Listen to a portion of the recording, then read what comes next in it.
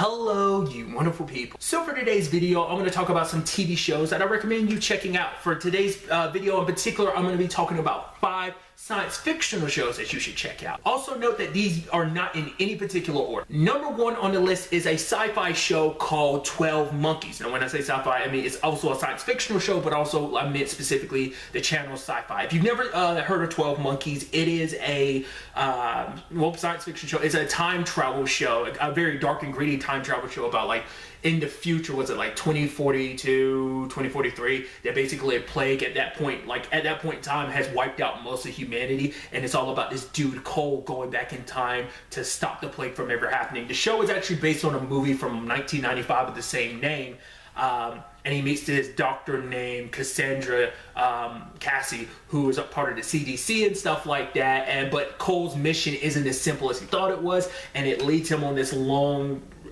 journey battling these people known as the Army of the 12 Monkeys, who want the apocalypse to happen. They want the virus to happen because they basically want to see the end of everything. It's a whole plot line, but it's a really, really good science fiction show. It's a really good time travel show.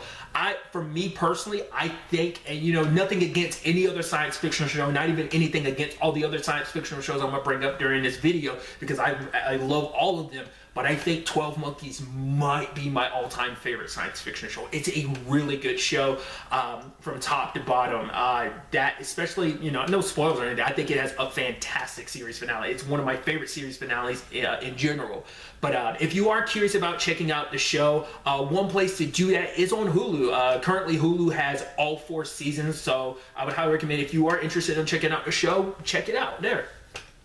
But you can also, I'm sure, find it on digital, like other places as well, if you don't have Hulu. Next up on the list is this show called Orphan Black that was on BBC America. Essentially, there's this woman named Sarah who ends up stumbling across this woman named Beth who looks exactly like her, but the woman Beth ends up killing herself in front of Sarah, and Sarah kind of having a little bit of a troubled life and kind of a criminal past, ends up stealing Beth's identity because it's all about getting back her child, Kira. Like, it's all kind of connected to that, but she's trying to, you know, because she's just kind of, like I said, she's on the more criminal side of things, so she was looking at this as an opportunity to make some money and stuff like that, but what she thought was simply like, oh, I'm taking the identity of someone that, oh, strangely enough, looks like me, turns into so much more. It's a show I never want to talk about what the show is actually about because I don't want to give it away, but at this point in time, I'm just like, I'm gonna give away the secret because it's something you find out in the like about episode 2 or 3. You basically find out the whole show is about clones. Sarah finds out she is one of many clones, and it's a great show. It's got this like nice mystery as you're unraveling this whole thing of like, where did they come from and why this whole thing. It's just a fantastic show. I normally don't, I'm not one of those people like, oh, actors and stuff like that. Tatiana Maslany, she's an actress who plays all the clones, like Sarah, you know, Allison, Cosima, Helena, Beth, so on and so forth. This show shows her range as an actress. She is fucking fantastic in this show. This show is just so damn good, and she just adds even more to it. But like, because the show is like so, like the show has a very like dark and serious tone to it, but at times it can be so like, there's so much fun that the show has with, like, you know, just so many characters. It's a cast that you easily fall in love with. Once again, all the love to Donnie and Allison, my favorite couple, just because the shenanigans they got mixed up in over the course of the series. A couple you never thought would be like, I love them, because just where their story started and where it kind of was at one point, you're like, oh, this is going to be bad, and then it just becomes amazing. Nevertheless, I cannot gush over this show enough. It's such a really good show. So if you're looking for something on a more mystery, science fictional side of things, kind of unraveling stuff, I highly recommend you check it out. I recently found out that you can, if you have Amazon Prime, and obviously, you know, you can watch the entire show on Prime Video for free because it's included, without having to obviously pay for like the episodes or the season. So you know, obviously, once again, you can go all digital, you know, releases if you're prefer that option. Next up on the list is a TV show called Lost in Space on Netflix. It's this really interesting series about like basically exploration into space. It's in particular, we follow one particular family, the Robinsons. Basically, they've left Earth behind because it's like, yeah, things are kind of getting bad here, so we need to kind of venture out and find a new home. And the Robinsons kind of have their own family issues going into space, and just going into space and getting lost just amplifies, you know, the underlying issues that were all together. But it's a really interesting series because like the youngest of the kids, his name is Will. He ends up meeting this robot. I only know about this show this show kind of has like an iconic line of like Danger Will Robinson. I've heard that line, but I've never known what it was a reference to until I watched this show. Because this show on Netflix is actually a reboot. I want to say this show, because I know the original show was like in the 60s or 70s maybe. I want to say it's based on a book, if I remember correctly. I could be wrong. It could just be an added, like a reboot of the TV show, but I want to say it was based on a book. Like, do forgive me if I'm wrong. I'll correct myself in the annotations, but it's a really good, just like space exploration type of, you know, show of like, going to different planets and, you know, trying to, you know, survive. And it's actually very like, you know, it's very interesting on a science fictional level, but at the same time, it's very heartwarming because it is kind of a story all about family. So there is kind of like this neat aspect of that, you know.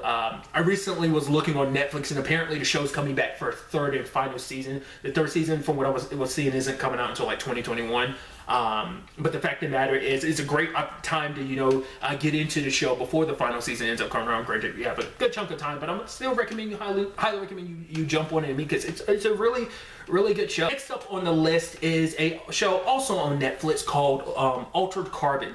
It's basically this futuristic kind of science. Cyberpunk is kind of the more term used, but obviously it still falls under the science fictional genre, where basically humanity has kind of found a way to kind of extend life, to kind of give people pseudo immortality. Basically, there's these things known as stats. They're basically everything that makes a person who they are, and people basically bounce bodies to bodies, because in this world, bodies kind of don't mean as much. They're just called slaves, so kind of showing you how like disposable bodies are.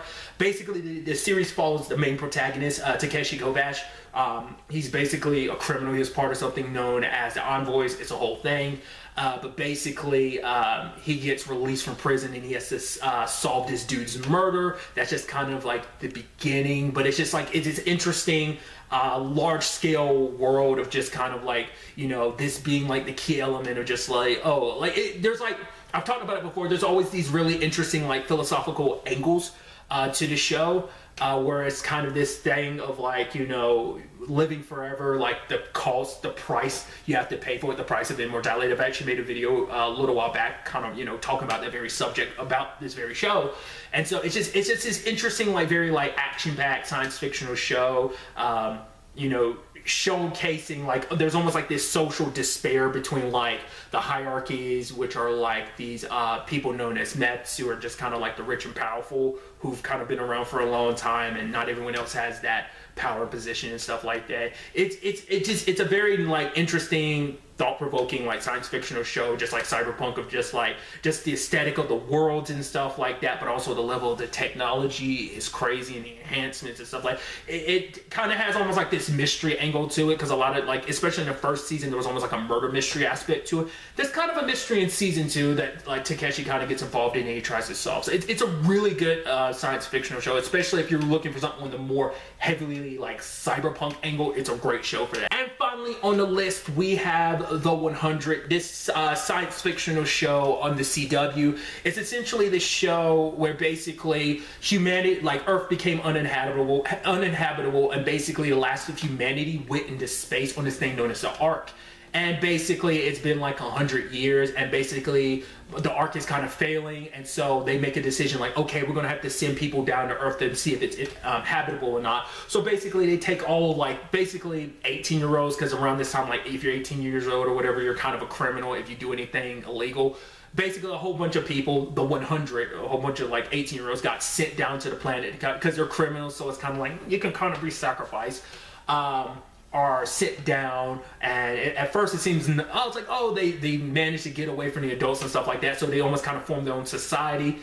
Even though it's a weird reference to make Lord of the Flies a little bit-ish, but and I say it's a weird reference to make because I've never seen or read Lord of the Flies, but essentially they find out they're not alone. They end up finding out like, oh wait, there's these people here known as the Grounders, and that's just where things kind of start. It elevates more and more as they learn more about like how Earth ended up the way it did, and the connections between both them, you know, this people in the sky they later will get known as Sky Crew, as well as like the Grounders, like that there being a lot of connected history there of like, Like, there's layers of things constantly evolving. I mean, I won't spoil it. Things get crazier and crazier, especially like around like season 5's finale. You're like, oh, this is where the show is going.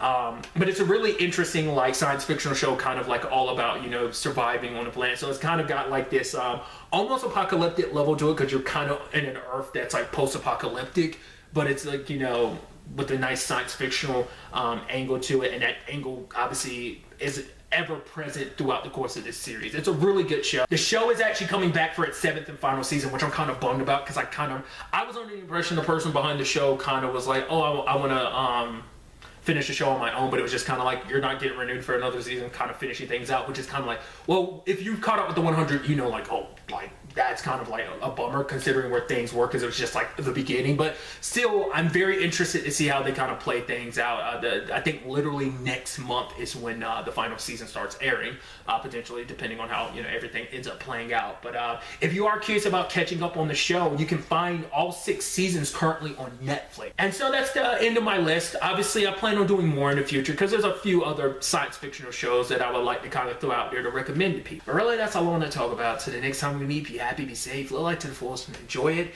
Good day and goodbye.